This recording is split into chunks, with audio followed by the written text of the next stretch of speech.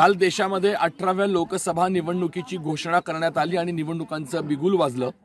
लोकसभा निवडणुकीत कुठल्या पक्षाला किती जागा मिळणार, कुठल्या पक्षाची सत्ता येणार, कोणाला विरोधात बसावं लागणार आणि या सगळ्याचे एक्झिट पोल मांडायला आता सुरुवात झाली असताना ज्या मतदारांच्या माध्यमातून राज्य सरकार असेल, केंद्र सरकार असेल हे स्थापन केलं जातं, हे बसत असतं, त्याच मतदाराला मात्र एक्झॅक्टली काय हवंय हे मात्र कुणीही बघत नाही अशी परिस्थिती आहे। सध्या उन्हाळ्याच्या झळा ज्या आहेत त्या तीव्र उन्हाळ्याच्या झळा ज्या आहेत त्या आता जाणवू लागल्यात आणि असं असताना धुळे तालुक्यामध्ये प्रचंड पाणी टंचाईचं भीषण संकट उभं राहिल्याचं चित्र पाहायला मिळतंय।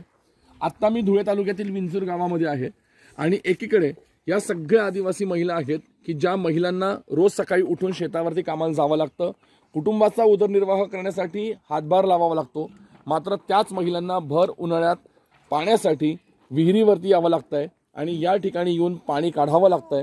अत्यंत वाईट आणि अत्यंत भीषण अशी ही परिस्थिती आहे।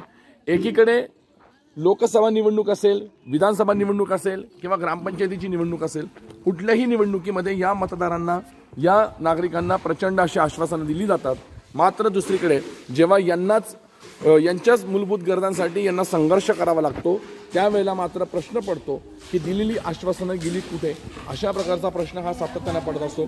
या विहिरीमधून हे पाणी काढतात आणि हे विहिरीतलं पाणी अत्यंत दूषित आहे, विशेष म्हणजे हेच पाणी पिण्यासाठी वापरलं जातं, अशा प्रकारची माहिती देखील या महिलांनी या ठिकाणी दिलेली आहे। त्याच्यामुळे एकंदरीतच आता या सगळ्या पार्श्वभूमीवरती ज्या वेळेला उन्हाळ्याच्या पार्श्वभूमीवरती पाणी टंचाईचं संकट उभं ठाकलेलं असताना महिलांना पाण्यासाठी सुरू असला हा संघर्ष नेमका थांबवणार कोण आणि थांबवला जाणार तरी कधी, असा महत्त्वाचा प्रश्न आता या निमित्तानं उपस्थित केला जातोय।